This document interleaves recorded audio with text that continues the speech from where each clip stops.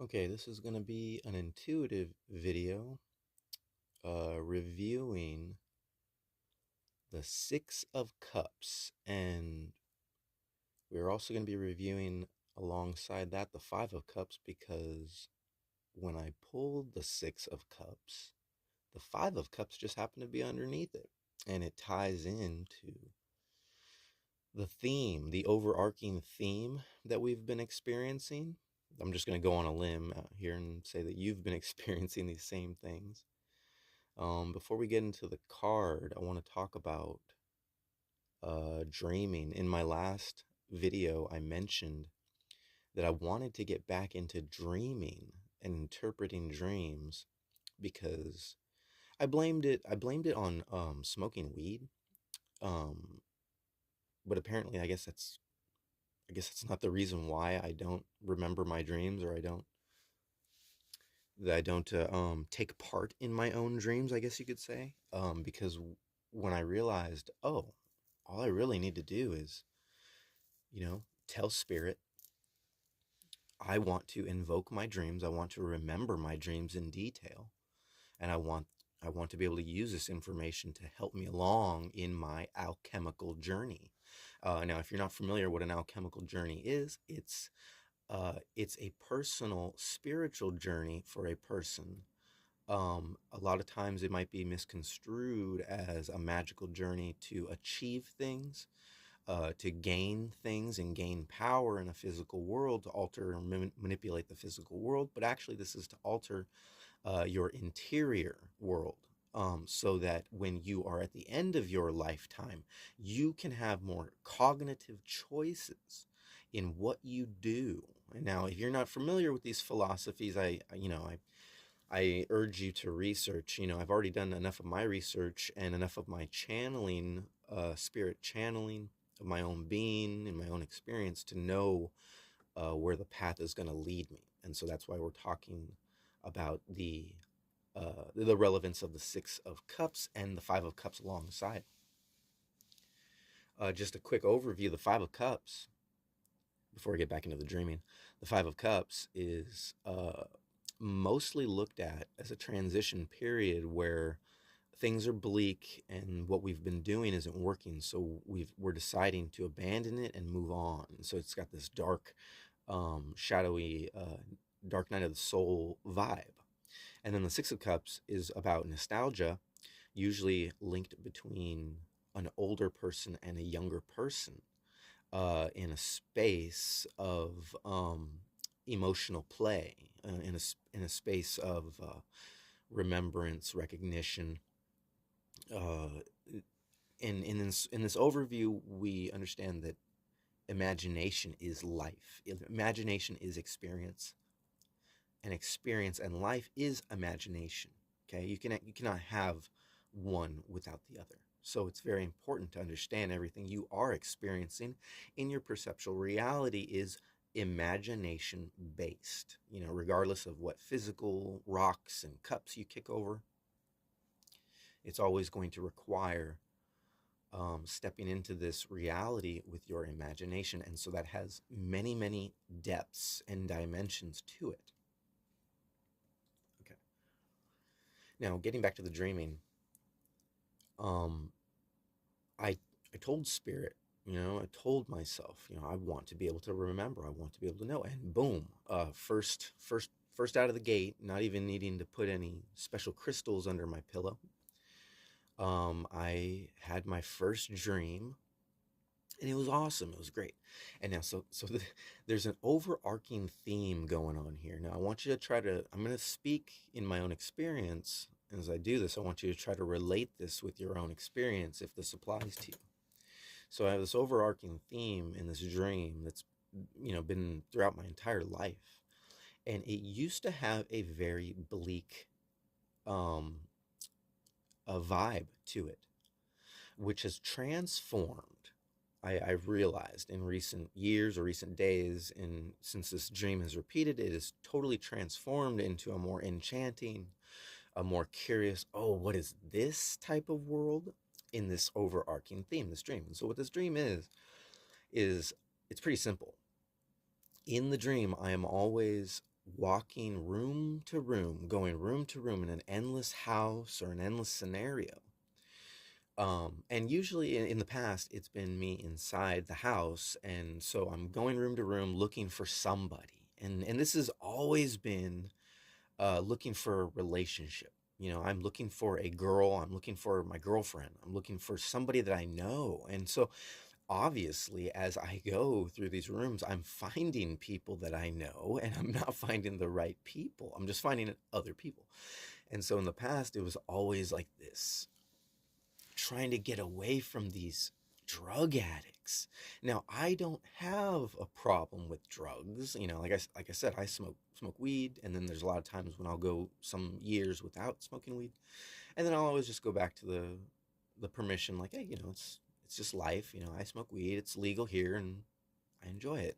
But I also have that battle, you know, even though it's a small thing on the surface, it's always been this struggle. Do I want to keep doing this? Is this something that is, you know, is deeply inherited, or is this something that's been forced on me, or blah, blah, blah?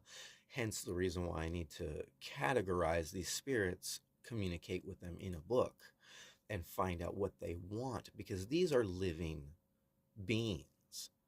If you are looking at these things as just addictions, they're going to keep being addictions. Okay. And that goes with anything. It goes with any perspective you have when you cling on to something in this world, including people, which is what we're going to get to. So, you know, there's a lot of enchantment waiting to be had, but you do have to sift through the things that are not you. And so the whole drug thing that I'm trying to get away from in the dream is the fact that growing up, becoming an adult, trying to make the right friends. I was never able to keep friends because I always had to change from one place to another, constantly moving. But whenever I would have the opportunity to make friends, I would always regulate with that. You know, make sure that there aren't drug addicts, make sure they don't get all crazy and lost. And I actually had the experience of having some really good friends in a time in my life, and they all succumbed to drug addiction, really bad drug addiction that was impossible for me to get, you know, into. I would never do those harder drugs. It's just blah. Never could, never would, never will. So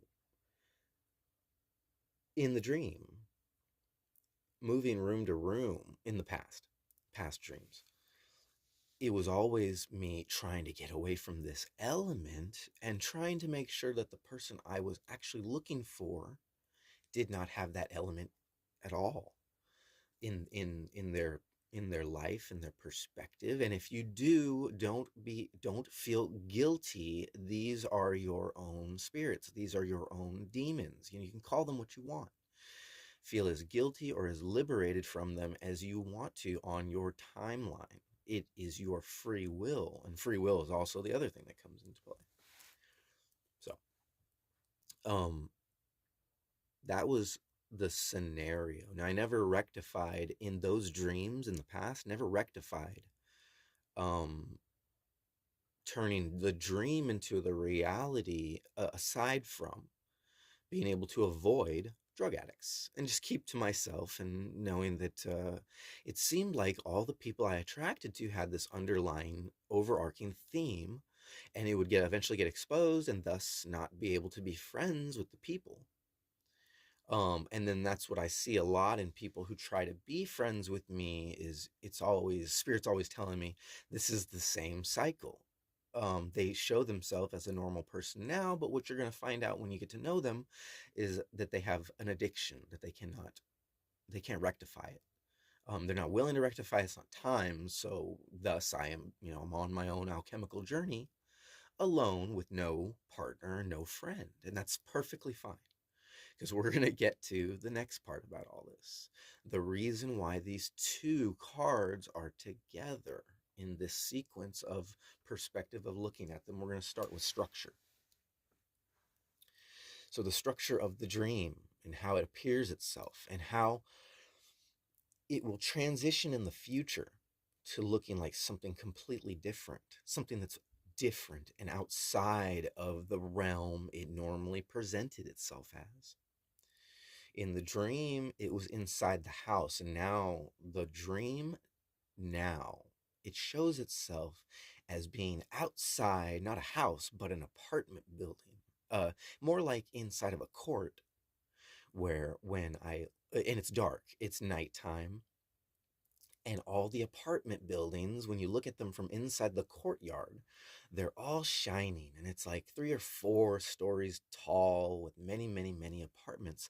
All the windows are shining, glimmering, and it's almost as if there's a power outage, and everybody inside is their own light.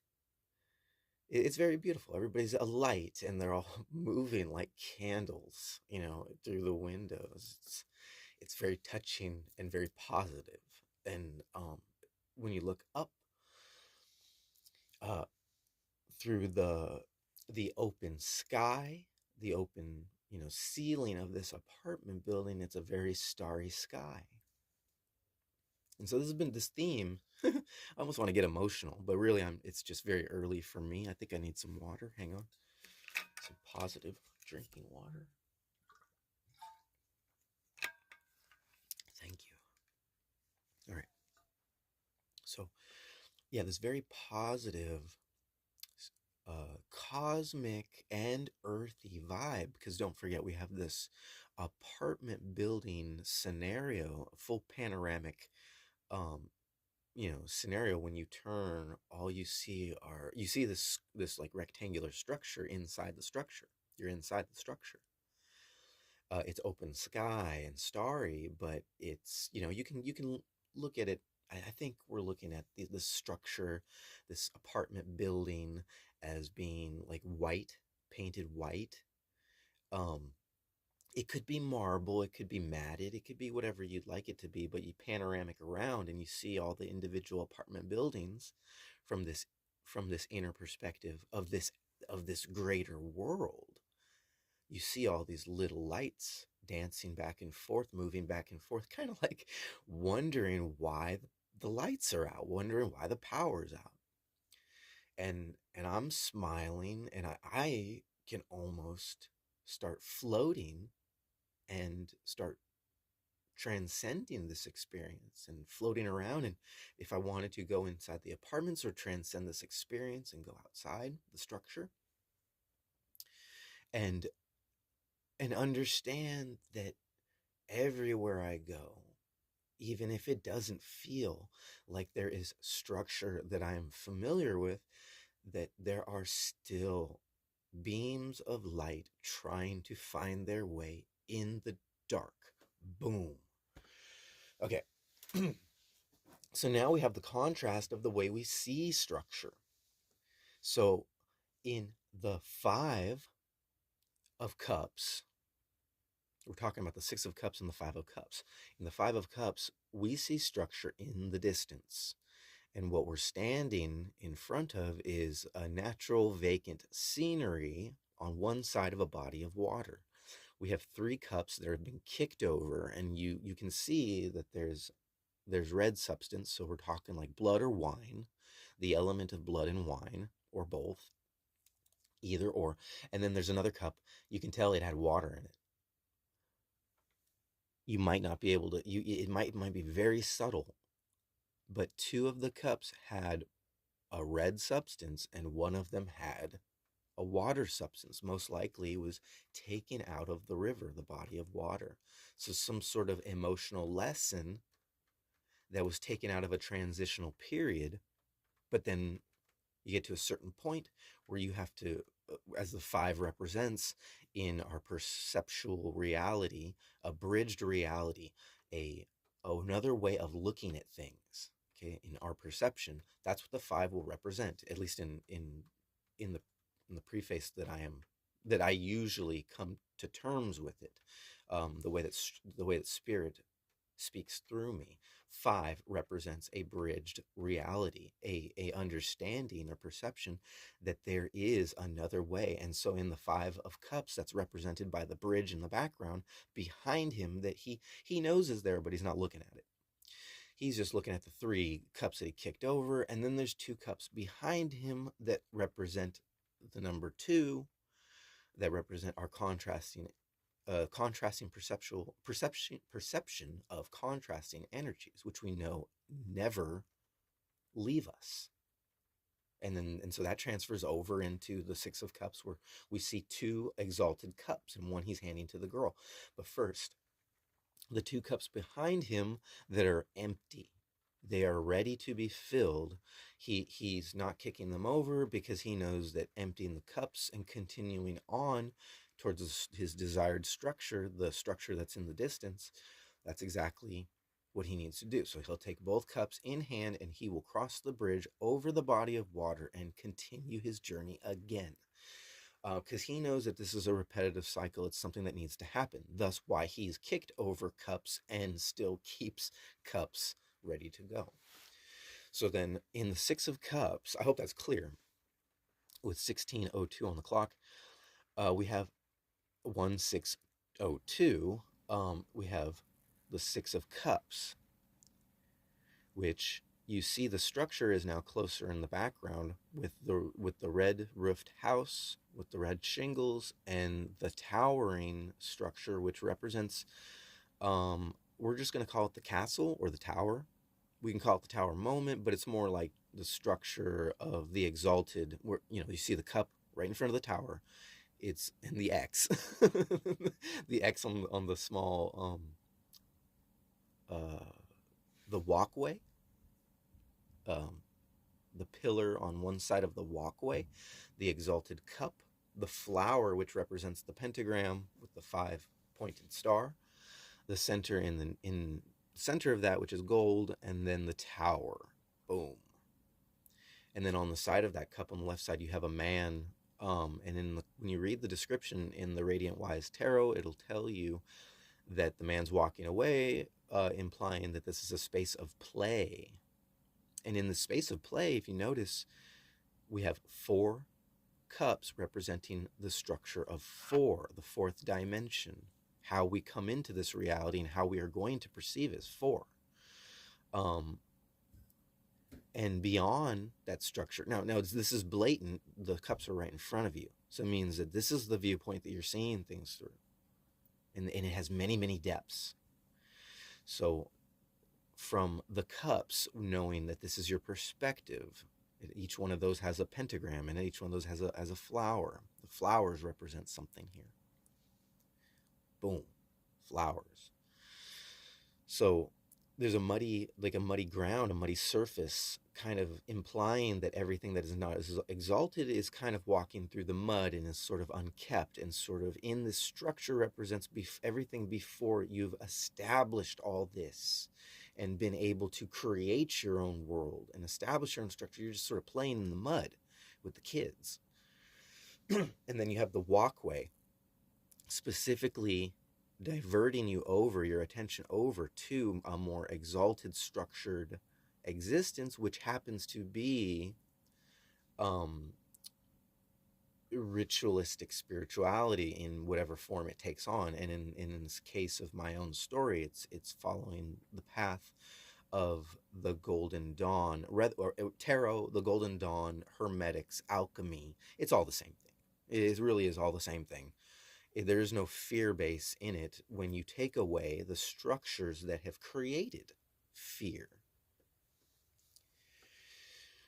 And so now in the 5 of Cups, the guy's all alone, and he's wearing his black robe, and he's not a part of any sort of structured reality.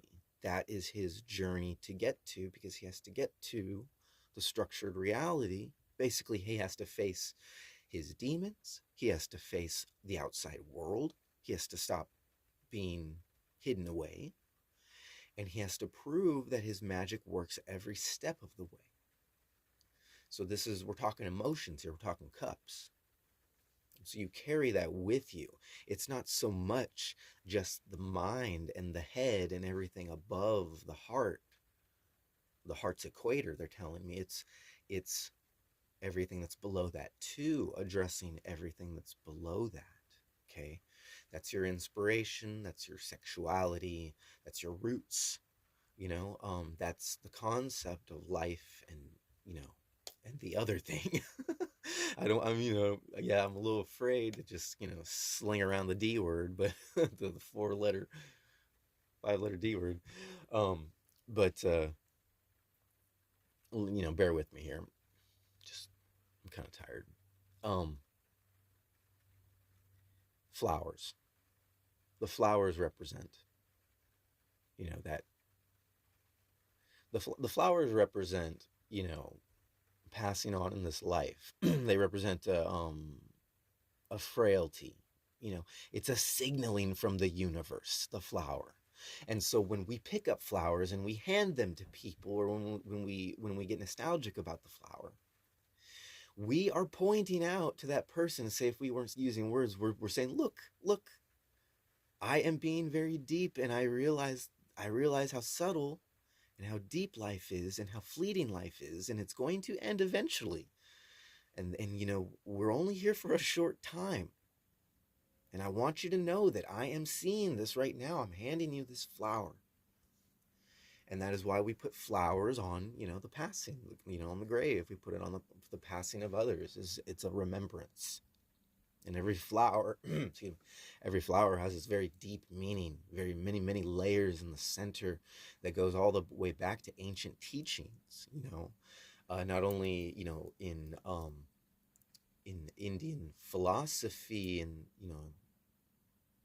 I don't have the words for it, in the Shiva, and in the Dharma, in the I don't want to butcher the language, but I have a great appreciation for Eastern philosophy, and I want to go down that route too. And so a lot of that can be found in the many facets of the flower, and the many different alchemical perceptions of the flower, and how we relate to them. you know but ultimately, I have to move on from this beautiful analogy of the flower, because we have to understand that 22, 2222 on the clock when I saw it, but then that 5 comes up. When we hand that flower, this is a metaphor.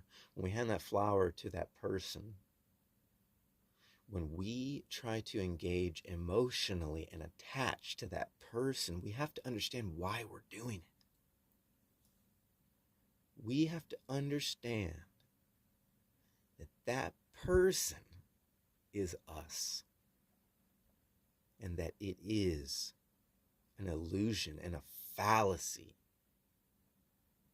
to think that on the surface we are searching for them, when really we are searching for ourselves. It's a very emotionally jolting and shocking reality. But these cards have a deep promise to them.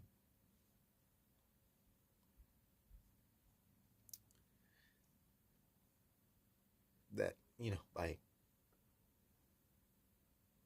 excuse me, excuse me, by looking deep and doing the hard work, you create miracles inside.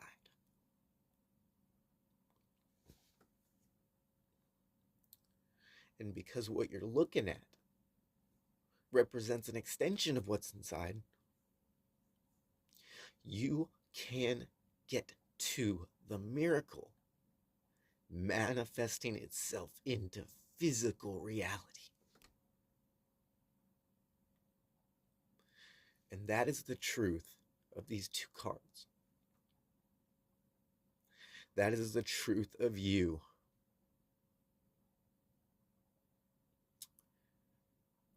If you just take a breath and let it out.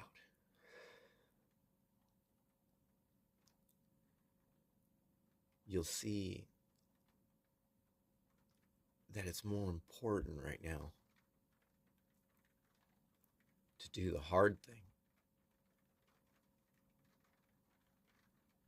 And that in this time, that's your test.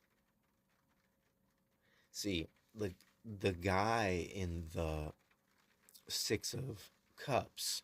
I don't know why I keep feeling like I'm calling them pentacles because I keep looking at the flower, and I know it represents the pentacle, but we're talking about cups here. So if I've mistakenly said anything wrong, forgive me. I'm sure it's for a reason. But the guy walking away, it implies that he came. He's a guard. He's holding a staff, like a spear, kind of keep away the riffraff. And these are kind of like the gates to the kingdom. And then the kids are sort of outside making money, playing, in their tattered clothes, trying to make money for their folks, maybe, if this is relative to you, in some maybe literal or metaphorical way. But there's like a cobblestone or stone, a mason stone walkway that he's walking he's walking back to the castle, like kind of like going on back and forth on his route. Like if you kind of get the scenario, there's sort of this is this sort of like this, like he's an exalted being, yes, but he's also part of a system. He's part of a regulatory system of checks and balances working on autopilot. So he's walking back and forth as he's been commanded to, as we would see like in tradition. And so he walks out and he sees these kids that they're not doing any, they're not making any harm. He didn't even ask them to take down the cup off of the pillar. He let it be there. Maybe he even said, "Hey, I'm going to buy that. I'm going to get it from you when I get off of work. I just can't do it right now. Can you leave it for me?" And he left it there, and boom, it creates this scenario, this synchronized scenario where you come along and you see this perception in your perception. And it makes sense. It's perfectly aligned with the roof going up to the heavens. There's this theme of these triangles, these pyramids. I'm sure that's part of it. And so this older man who belongs to the order, who's just doing his thing, he's going back and forth on his route. He's guarding to make sure the riffraff don't get in and discover or steal the steal the truth, the orders, the philosophy, the collective information, the secrets, the mystery. That's the truth, and we guard it. So the order guards that. And then the X represents, at least in this analogy, represents on the shield, it represents that. But how it is also interconnected with the story of the young peasant children who are being nostalgic in their play, in their world, who have more to learn by interacting with each other and interacting with their world. But then you just have this huge contrast between the Five of Cups and the Six of Cups, and that's the reason why. But then when you look at them both, you stand back and you look at them both, you see all these cups, and it's really unorganized. There's just this no structure. And so you have 11 cups. And so as you walk by, and if you were to see these two scenarios with all these cups, it would kind of not make sense physically. But because you were on your journey and on your perceptual experience, it synchronizes with your story, and you realize, wow, the 5 and 6 also have significance in the story, I'm sure. But that 11 cups, unorganized, represent your intuitive self and the journey of getting there. And if you check out the description of this channel, you'll see how I categorize the journey in perceptual reality going from 1 to 11, and how 11 doesn't really have much of an interpretation in the tarot, but it has an interpretation on your perceptual reality.